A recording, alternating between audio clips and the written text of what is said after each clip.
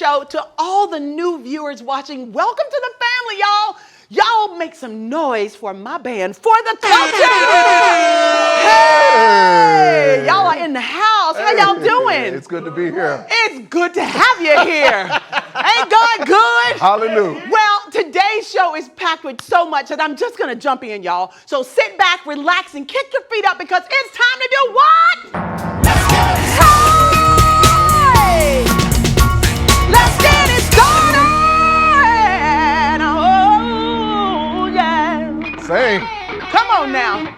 Today, we are honored to have with us an incredible individual who is not only a producer and visionary, but also a true humanitarian.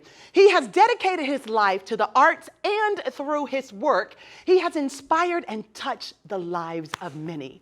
But his work extends beyond the stage. A portion of the proceeds from his productions goes to a not-for-profit corporation aimed at bettering the lives of inner-city kids around the world. Y'all, please join and help me welcome Mr. Lavarious Slaughter. Hey!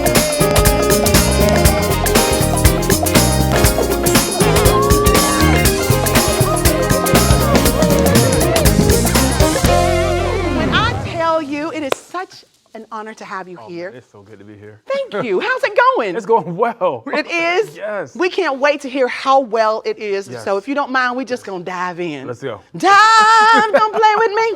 So can you tell us about your background and how you first became involved in theater and Broadway? It's been a minute. I started back in 2007. I did my very first show at Bob Carr. Oh, wow. Yeah. I wrote this script about my cousin's life, and and I sent it to this lady over in St. Louis, Missouri. And she said, you know what, you got to stage this show. And I didn't know what I was doing. Literally, I wrote a script about my cousin's life who had passed away. Oh, and we opened up at Bob Carr with a sold-out audience. Really? Yeah. You never know, right? Never know. Thank God for people who push you forward, 100%. right? Courage is everything. Yes. So what do you believe sets theater productions apart from other forms of entertainment, such as movies or even TV shows? It's live. It's live. It's live. We're live. Hey! That's really what it is. It is live performances. I tell people I love the intimacy of theater, right? Movie and television, you don't get intimacy, right? But theater, you get that touch, right? Yeah. And that's what I love about it. I love it. If you're on the front row, you can sometimes feel 100%. the sweat from the performers, You can, right? even their spit. Even they spit. Now that's real. Right. So what is the most challenging aspect of performing, and how do you prepare your actors or actresses for their roles? So for me as a director, I always take a break, right? What I mean by that, I take my script and I go to a hotel and I literally take time just to dissect the script and to literally get all my scenes together, and at the end I go back and present it to my cast and my staff. Oh, that's amazing. Yeah. And so then you have the one-on-ones with them about 100%. everything that you're looking for. Character development, staging, scenes. We do all that stuff before it's actually a project. That's amazing. Yeah. So from the beginning of choosing all of the characters until you get to the stage, how long does that typically take? So it takes about, from casting to the stage, I can put a whole show together in 3 weeks. 3 weeks. Yeah. That's amazing. 3 weeks. And everybody is at even with choreography.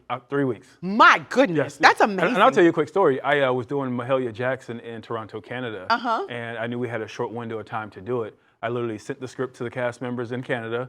I arrived on a Thursday. The show was on Sunday. Are you serious? Yes. That's professionalism. Yeah, that's exactly what it is. Okay. Yes. To the core. The core. Can you describe your experience working on a particularly memorable production that you've done? Dreamgirls.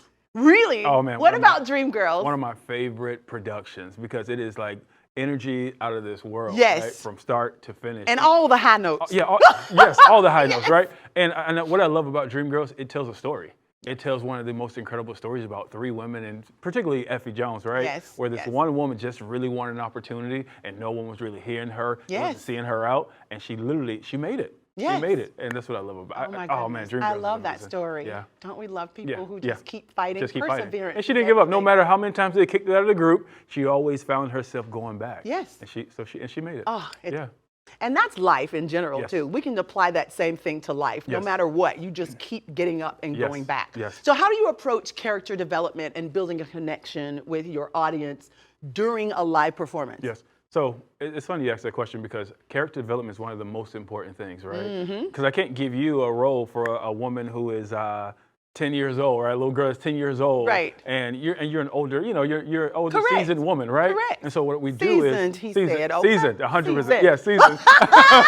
Old babe. So I like that and so it's literally dissecting the character. Uh-huh. What's the character's name? What's her personality? Where she's from? Yes. What she like to go? Does she like going on dates? Does she like to be married? And then we literally put the meat to the character, and that's how we get it. Really? That's amazing. So what's going on for you now? What's next? Oh man, so I'm in production right now for 2 new shows. Oh. We're doing, it's called How I Got Over, the Mahalia Jackson The musical. How I Got Over. Yes. Oh, you better come on. You know my yes. soul looks back. Oh yeah, and wonder. I love Mahalia. I feel like I was born back in her age sometimes. Yes. Because I literally walk around the house and just jam into Mahalia's music, right? Yes. And then I'm in rehearsal for the other major production, which is The Color Purple. Really? Yes. Wait, Shug and everybody? Shug and everybody. Yes.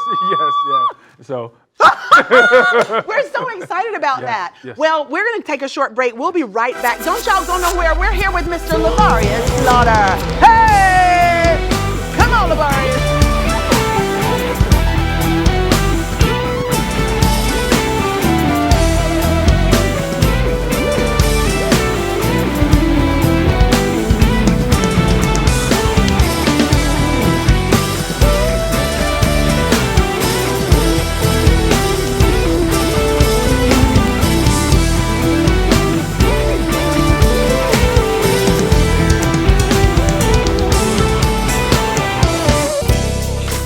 Hello and welcome back to the Sisaundra Show, y'all. It's time for hashtag Melanin Money Tips. So listen, when it comes down to your money, you need to understand the importance of separating your personal and business finances. Y'all know one of the biggest mistakes that small business owners make is mixing their personal and business finances. This can make it difficult to track your expenses and can cause you problems during tax seasons. And y'all know we don't want no problems with the IRS. So to avoid this, open a separate bank account and credit card for your business and use them exclusively for business expenses. This will help you keep track of your cash flow and make it easier to file your taxes. Because yes, it is tax season. And oh yeah, stay on top of your invoicing and payments. With that being said, we're going to take a short break. We'll be right back. Don't y'all go nowhere. It's been hashtag Melanin Monday.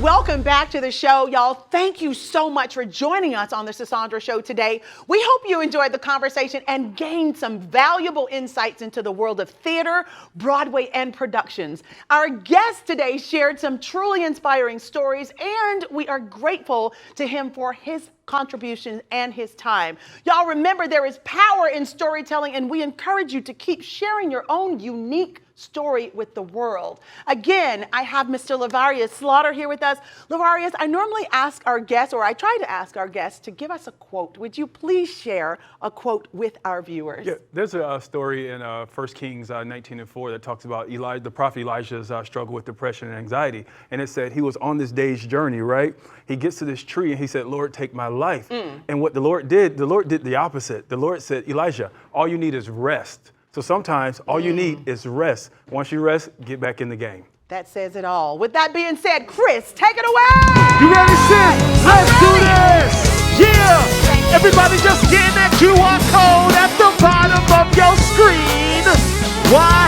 Because we got way more exclusive content for you right here on the Sisaundra Show. Only on Afro TV, Comcast Xfinity Channel 1623, and Roku. Oh yeah.